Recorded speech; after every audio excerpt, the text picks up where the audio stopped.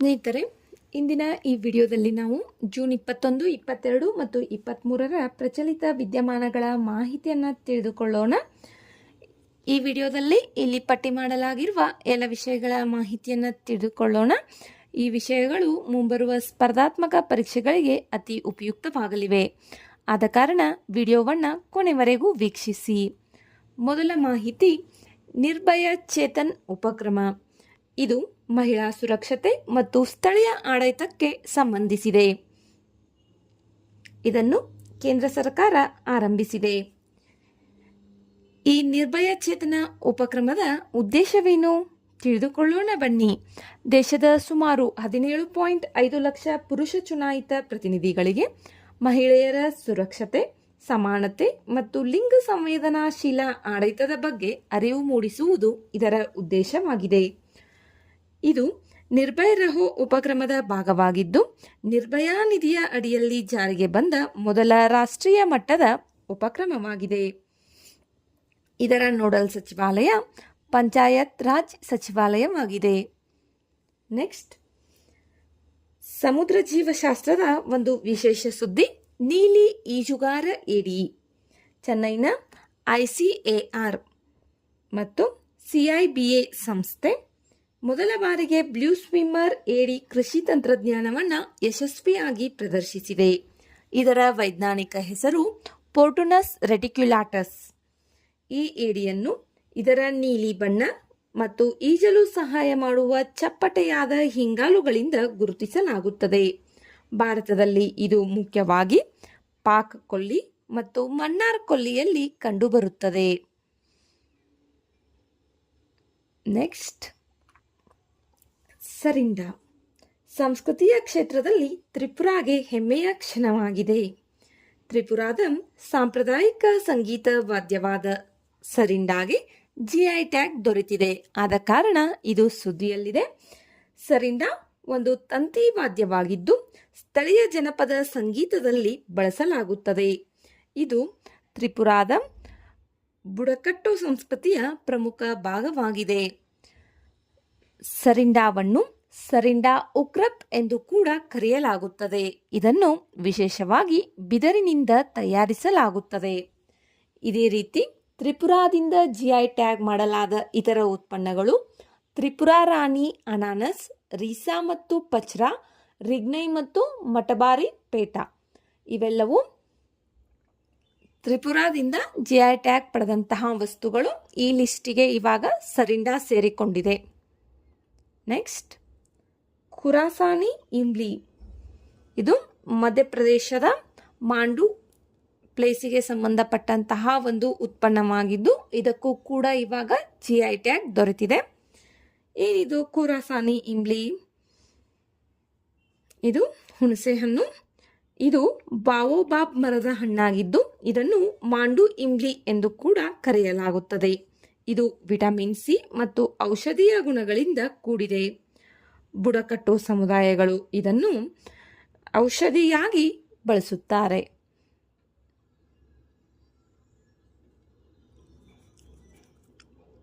ಮಧುಮೇಹ ಕಾಯಿಲೆ ಇರಬಹುದು, ಜ್ವರ, ಆಯಾಸ, ಈ ರೀತಿಯ ರೋಗಗಳಿಗೆ ಈ ಇಂಬ್ಲಿ, ಖುರಾಸಾನಿ ಇಂಬ್ಲಿಯನ್ನು ಔಷಧಿಯಾಗಿ ಅಲ್ಲಿಯ ಬುಡಕಟ್ಟು ಜನಾಂಗಗಳು ಬಳಸುತ್ತಾರೆ. ಇದನ್ನು 14ನೇ ಶತಮಾನದಲ್ಲಿ ಮೊಹಮ್ಮದ್ ಖಿಲ್ಜಿ ಆಳ್ವಿಕೆಯಲ್ಲಿ ಮಾಂಡವ್ಗೆ ತರಲಾಯಿತು. ಇದರ ಹೆಸರು ಮೊದಲು ಬಾವೋಬಾಬ್ ಎಂದು ಇತ್ತು. ಅದನ್ನು ಖುರಾಸಾನಿ ಇಂಬ್ಲಿ ಎಂದು ಬದಲಾಯಿಸಲಾಯಿತು. ಇದನ್ನು ಮಾಂಡವ್ ಇಂಬ್ಲಿ, ಬಾವೋಬಾಬ್, ಖುರಾಸಾನಿ ಇಂಬ್ಲಿ ಎಂದು ಕೂಡ ಕರೆಯಲಾಗುತ್ತದೆ. ಇನ್ನು GI ಟ್ಯಾಗ್ ಪಡೆದಂತಹ ಉತ್ಪನ್ನಗಳಿಗೆ ಅವಧಿ 10 ವರ್ಷಗಳವರೆಗೆ ಇರುತ್ತದೆ. ಅದು ನಂತರ ಮತ್ತೆ ರಿನ್ಯೂ ಮಾಡಿಕೊಂಡರೆ ಕಂಟಿನ್ಯೂ ಆಗುತ್ತೆ. ನೆಕ್ಸ್ಟ್, ಪರಿಸರ ಸೂಕ್ಷ್ಮ ಪ್ರದೇಶ. ಪರಿಸರ ಸಂರಕ್ಷಣೆಯ ದೃಷ್ಟಿಯಿಂದ ಇದು ಪ್ರಮುಖ ವಿಷಯವಾಗಿದೆ. ಎಕಾಲಜಿಕಲ್ ಸೆನ್ಸಿಟಿವ್ ಏರಿಯಾ ಅಥವಾ ಎಕಾಲಜಿಕಲ್ ಸೆನ್ಸಿಟಿವ್ ಝೋನ್ ಜೀವವೈವಿಧ್ಯ ಮತ್ತು ದುರ್ಬಲ ಪರಿಸರ ವ್ಯವಸ್ಥೆ ಹೊಂದಿರುವ ಪ್ರದೇಶಗಳಾಗಿವೆ. ಇವುಗಳನ್ನು ಪರಿಸರ ರಕ್ಷಣಾ ಕಾಯ್ದೆ 1986ರ ಅಡಿಯಲ್ಲಿ ಗುರುತಿಸಲಾಗುತ್ತದೆ.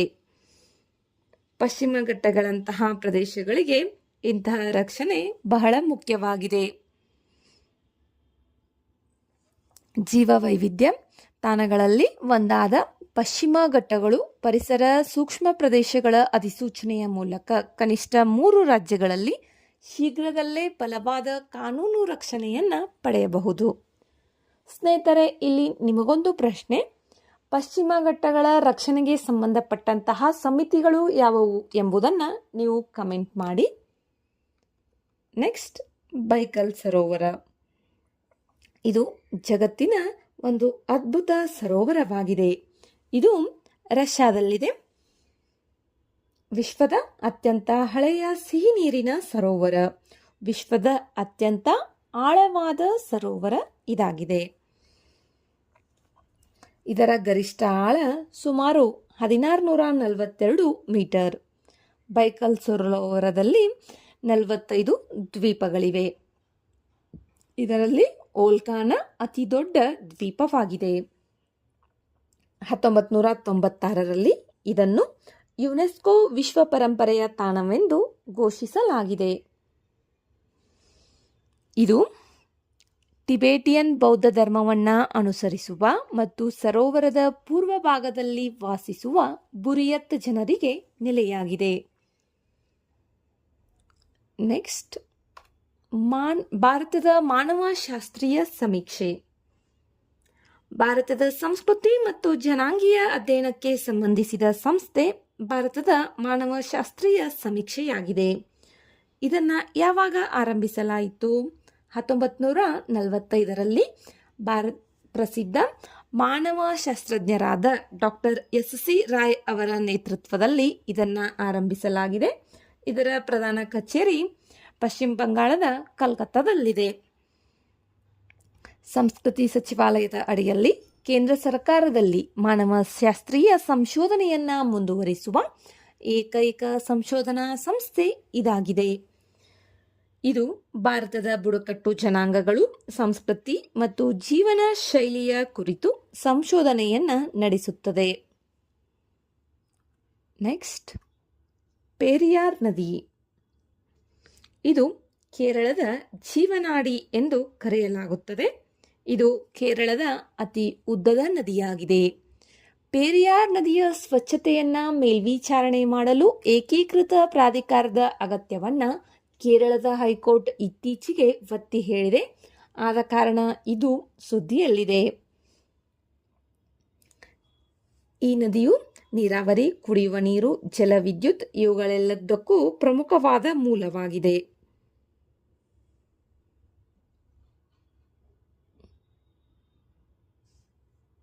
ಇಡುಕ್ಕಿ ಜಲವಿದ್ಯುತ್ ಯೋಜನೆ ಈ ನದಿಗೆ ಸಂಬಂಧಿಸಿದೆ.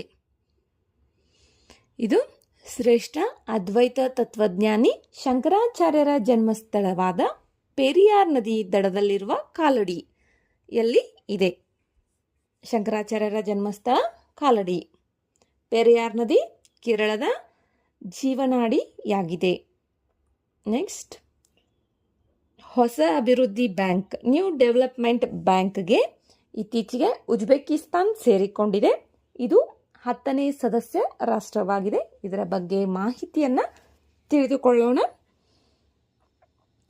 ಇದು ಜಾಗತಿಕ ಆರ್ಥಿಕತೆಯಲ್ಲಿ ಮತ್ತೊಂದು ಪ್ರಮುಖ ಬೆಳವಣಿಗೆಯಾಗಿದೆ.